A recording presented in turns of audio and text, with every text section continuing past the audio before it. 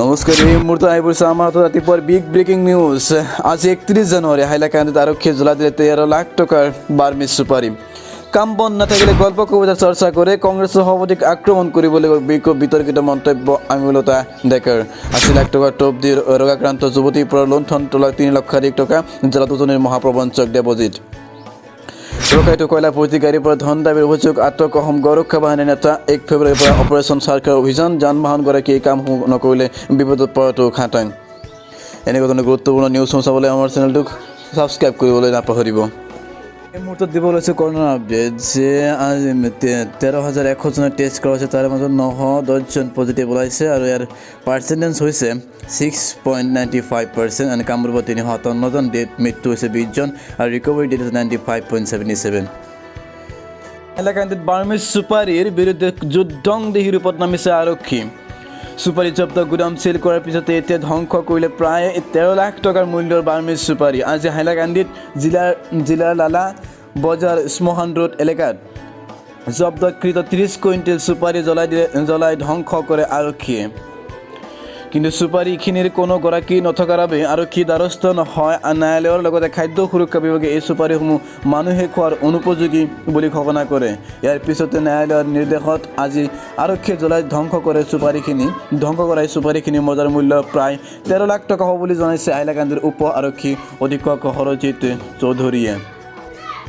উল্লেখ্য যে হাইলাকান্দি জিলাত যোৱা কালি লালা বজাৰ আৰক্ষীয়ে চিল কৰিছে এটা চুপাৰী গুদাম। এই গুদামত বৃহৎ পৰিমাণে মজুত কৰি ৰখা হৈছিল অবৈধভাৱে আমদানি কৰা বাৰ্মিজ চুপাৰী।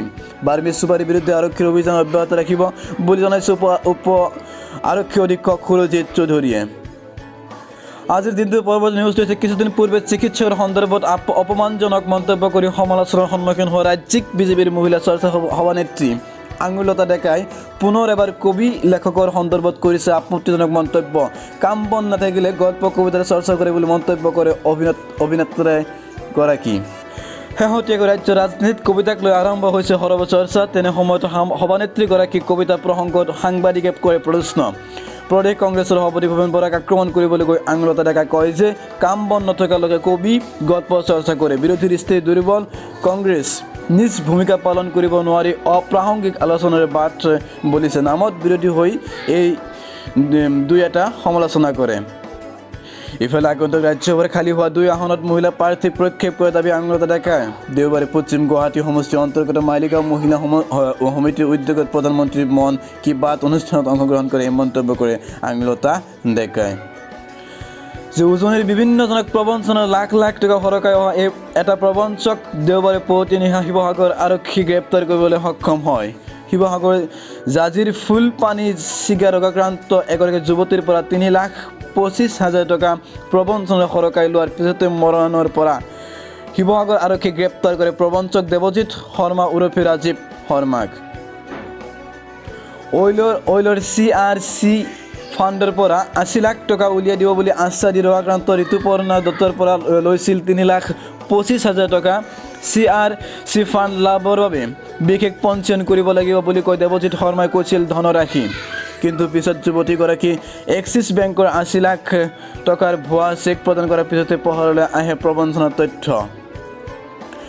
উপায়হীন হৈ ৰোগাক্ৰান্ত যুৱতীগৰাকী পৰিয়াল আৰু বীৰ লাচিত সেনাই শিৱসাগৰ সদৰ থানাত দিয়া 57 আৰু 2022 নং গছৰ ভিত্তিত আৰক্ষীয়ে ভাৰতীয় দণ্ডবিধি আইনৰ 120, 420 আৰু 468 অধীনত গ্ৰেপ্তাৰ কৰে প্ৰবঞ্চক দেৱজিৎ শৰ্মা ওৰফে ৰাজীৱ শৰ্মাক। উল্লেখযোগ্য যে বাইকে পৰিস্মিতা দত্তৰ জটিল ৰোগত আক্ৰান্ত ভগ্নী ঋতুপৰ্ণা দত্তৰ চিকিৎসাৰ বাবে সহায় বিচাৰি ফেচবুকত দিছিল আপডেট। সেই আপডেট লাভৰ পিছতে ফোন নম্বৰ সংগ্ৰহ কৰি কৌশলেৰে অসহায় পৰিয়ালটোলৈ সৈতে যোগাযোগ কৰিছিল প্ৰবঞ্চক ৰাজীৱে। লক্ষণীয় যে ৰাজীৱ শৰ্মাৰ বিৰুদ্ধে উজনিৰ কেইবাখনো থানাত পূৰ্বৰে পৰা প্ৰবঞ্চনাৰ গোচৰ ৰুজু হৈ থকা বুলি সদৰি কৰিছে শিৱসাগৰ আৰক্ষীয়ে। আনকি 4 মাহ আগেয়ে জেলৰ পৰা মুকলি হৈ আহিছিল ৰাজীৱ। এইবাৰ ৰাজীৱ শৰ্মাৰ সৈতে আন কোনো প্ৰবঞ্চক জড়িত হৈ আছে নেকি তাৰ তদন্ত দাবী তুলিছে বীৰ লাচিত সেনাই। লগতে এনে প্ৰবঞ্চকসকলক কঠোৰ শাস্তি প্ৰদান কৰাৰ দাবী জনোৱাৰ উপৰিও ৰাইজক সজাগ হোৱাৰ আহ্বান জনাইছে বীৰ লাচিত সেনাই। আজিৰ দিনটোৰ পৰৱৰ্তী নিউজ হৈছে ৰখাইটো কয়লা গাড়ীৰ পৰা ধন দাবী কৰাৰ অভিযোগত আটক বিজেপি নেতা। অভিযোগ অনুসৰি হজাই নীলবাগানত কয়লাৰ গাড়ীৰ পৰা নিজে ত্ৰিপাল খুলি পৰীক্ষা কৰিছিল গড় ৰক্ষা বাহিনীৰ অসম ৰাজ্যিক সাধাৰণ সম্পাদক ইকৰামুল হুছেইন পাটোৱাৰীয়ে। তাৰ পিছতে স্থানীয় একাংশ চালক আৰু ৰাইজে উত্তম মধ্যম দি চমজা দিয়ে মৰাঝাৰ আৰক্ষীক।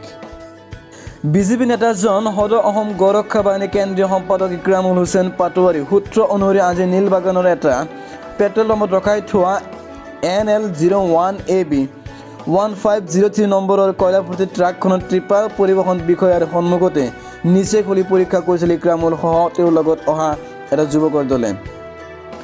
তাৰ পাছতে গাড়ীখন কয়লা প্ৰত্যক্ষ কৰি গাড়ীৰ একগৰাকী আৰু চালকক মাতি আনি বিজেপি নেতাজনে ধন দাবী কৰাৰ অভিযোগ উঠিছে।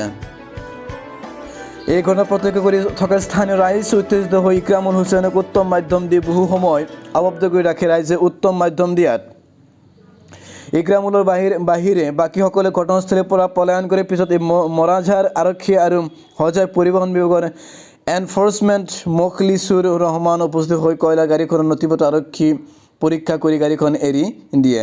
ইফালে মৰাঝাৰ আৰক্ষীয়ে বিজেপি নেতা ইকৰামুল হুছেইনৰ বিৰুদ্ধে গোচৰ ৰুজু কৰি আটক কৰি মৰাঝাৰ থানালৈ লৈ যায়। কয়লাভৰ্তি গাড়ীখন গৰাকীয়ে বিজেপি নেতাজনৰ বিৰুদ্ধে মৰাঝাৰ থানাত ধন দাবীৰ এটা গোচৰ তৰিছে। বিজেপি নেতাজনক আটক কৰাৰ পিছতে হজা জিলাত ব্যাপক চৰ্চা আৰম্ভ হৈছে।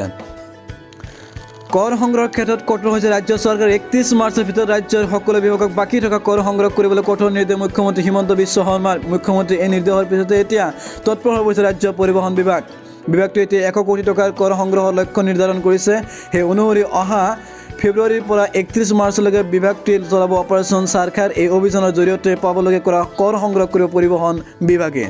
31 অক্টোবৰ শেষ সময়সীমা উকলি যোৱাৰ পিছতে কৰ নিৰ্দেশক ৰাজপথত একাংশ চলাই আছে বিলাসী বাহন আৰু এই বাহনসমূহৰ বিৰুদ্ধে এতিয়া জোৰদাৰ অভিযান চলাব পৰিবহণ বিভাগে। এই সন্দৰ্ভত সহকাৰী পৰিবহণ আয়ুক্ত তথা অতিৰিক্ত দায়িত্ববাহী কামৰূপ মহানগৰ জিলা পৰিবহণ বিষয়া গৌতম দায়ে কয় যে পথ পৰিবহণ মন্ত্ৰণালয়ে যান বাহনৰ গৰাকীসকলক বকেয়াসহ যাৱতীয় কৰ আদায় দিবলৈ 7 বাৰকৈ সময়সীমা দিয়াৰ পিছত যোৱা 31 অক্টোবৰত অন্তিম সময়সীমা উকলি যায়। এতিয়াও বহুতে কৰ আদায় নিদিয়াকৈ বিনা দ্বিধাই গাড়ী চলাই আছে। গুৱাহাটী মহানগৰত অত্যাধুনিক যান বাহনৰ গৰাকী 30 কোটিতকৈ অধিক বকেয়া কৰ আদায় দিবলৈ বাকী আছে। এতিয়া এইসকল বাহনগৰাকীয়ে কৰ পৰিশোধ নকৰিলে বাহনৰ পঞ্জীয়ন বাতিল হোৱাৰ লগতে গোচৰ তৰা হ'ব প্ৰয়োজনত ন্যায়ালয়ৰ দ্বাৰস্থ হ'বলগীয়া পৰিস্থিতিৰ সন্মুখীন হ'ব পাৰে বাহনৰ স্বত্বাধিকাৰী।